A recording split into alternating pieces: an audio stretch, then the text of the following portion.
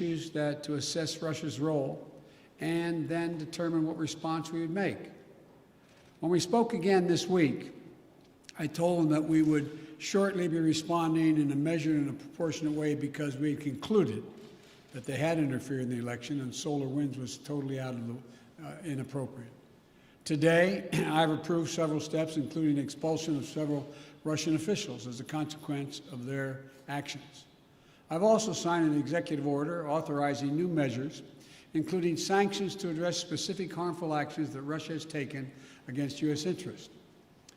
I was clear with President Putin that we could have gone further, but I chose not to do so. I chose to be proportionate. The United States is not looking to kick off a cycle of escalation and conflict with Russia. We want a stable, predictable relationship. If Russia continues to interfere with our democracy, I'm prepared to take further actions to respond.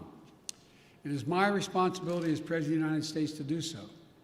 But throughout our long history of competition, our two countries have been able to find ways to manage tensions and to keep them from escalating out of control.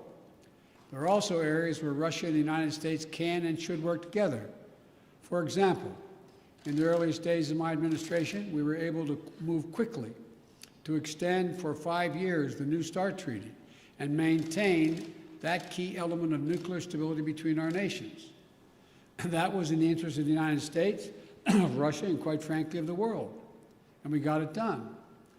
When I spoke to President Putin, I expressed my belief that communication between the two of us personally and directly was to be essential in moving forward to a more effective relationship, and he agreed on that point.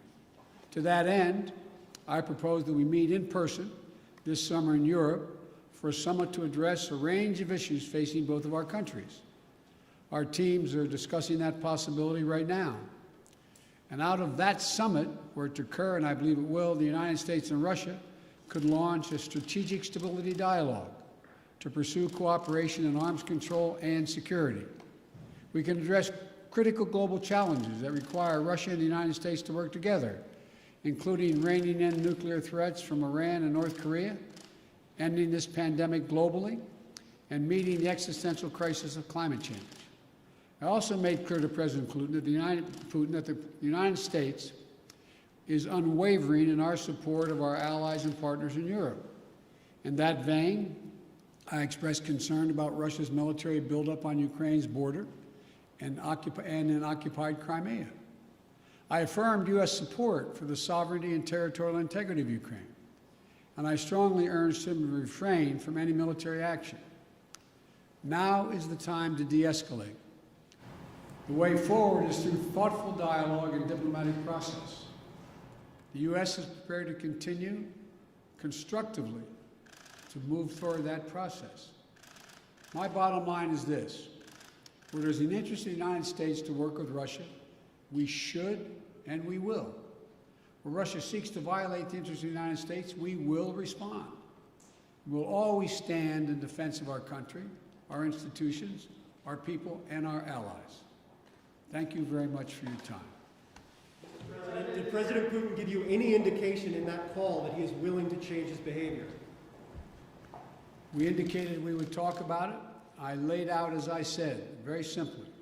I said during the campaign, I said when he called to congratulate me on being elected, I said subsequent to that, this last conversation, that if it turned out that he was engaged in the activities that he'd been accused of in cybersecurity and solar winds and interfering in our elections, that I would respond in kind.